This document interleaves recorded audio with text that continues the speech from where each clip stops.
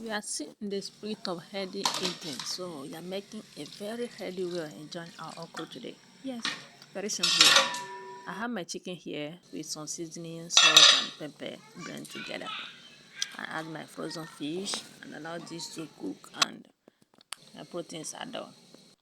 So I want my okra to brown a little, so I add just a little bit of oil. The okra is much. Yeah, that's the whole idea.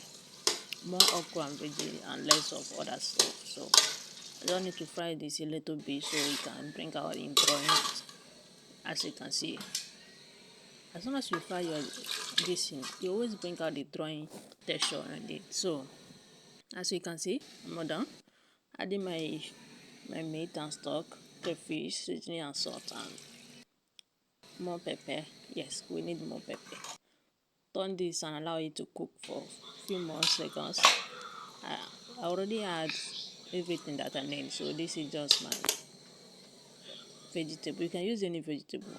I'm using ugu here. You can use scent leaf or that.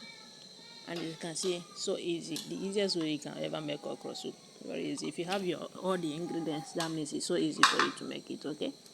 Thank you for watching. I will see you guys in my next video. Bye.